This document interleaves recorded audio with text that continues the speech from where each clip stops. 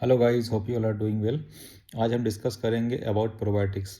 Probiotics basically क्या होते हैं? लाइव गुड बैक्टीरिया होते हैं जो आपके गट को हेल्दी रखने का काम करते हैं, डाइजेशन को इम्प्रूव करते हैं, इम्यून सिस्टम को इम्प्रूव करते हैं, ओवरऑल हेल्थ को बैलेंस करने का काम करते हैं। प्रोबायोटिक बॉडी के लिए इम्पॉर्टेंट क्यों है? तो प्रोबायोटिक आपको बेटर डाइजेशन प्रोवाइड करता है, न्यूट्रिएंट के एब्जॉर्प्शन में हेल्प करता है, गैस को कम करता है, ब्लोटिंग, एसिडिटी इन सबको रिड्यूस करता है। डायरिया, अगर एंटीबायोटिक एसोसिएट डायरिया है तो उसको भी प्रिवेंट करता है। आईबीएस के केसेस होते हैं या वीक डाइजेशन होता है, इम्यून सिस्टम डाउन होता है, कट वीक होता है, इन सब चीज़ों में प्रोबायोटिक काफ़ी अच्छा वर्क करते हैं इम्प्रूव करने के लिए।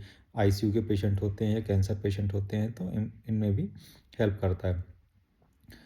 तो प्रोबायोटिक कई टाइप के होते हैं, उसमें स्ट्रेन्स होते हैं बैक्टीरिया के। तो मेजरली आपको ये देखना पड़ेगा कि कौन सा बैक्टीरिया किस काम में मेजरली यूज़ होता है।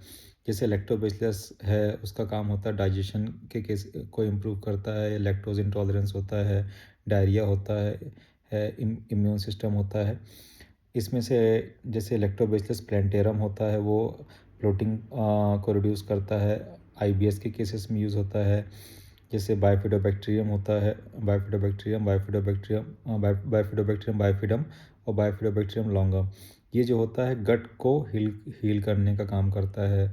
एक सैक्रोमाइसिस बौलार्डी है, ये एंटीबायोटिक एसोसिएटेड डायरिया को कम करने का काम करता है। इसीलिए आपको जो भी प्रोबायोटिक लेना है ना, वो मल्टी स्ट्रेन का ही प्रोबायोटिक लेना है, ठीक है? तो सो दैट कि आपके गट की रिकवरी अच्छी हो जाएगी।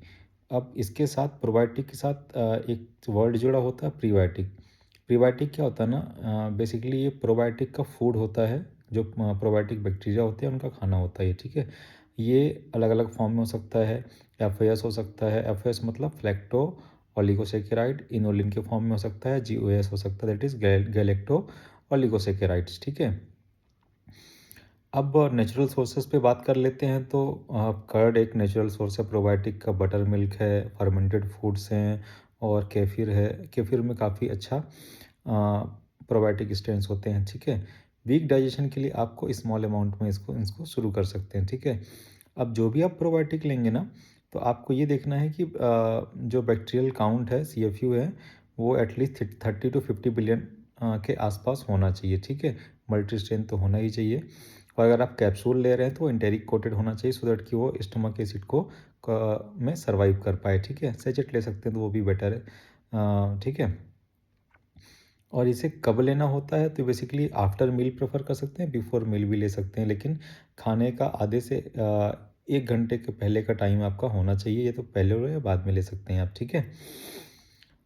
कब तक लेना है इसको तो ये डिपेंड करता है कि सीवियरिटी आपको किस लेवल का प्रॉब्लम चल रहा है। डायरिया लाइक इंडाइजेशन चल रहे हैं तो कितने टाइम से चल रहे हैं, तो ये आपको देखना पड़ेगा। अगर शॉर्ट टर्म है तो फिर भी आपको 2 से 3 हफ्ते तो लेना पड़ेगा कोई प्रोबायोटिक, ठीक है? थैंक यू, इतना ही था प्रोबायोटिक में।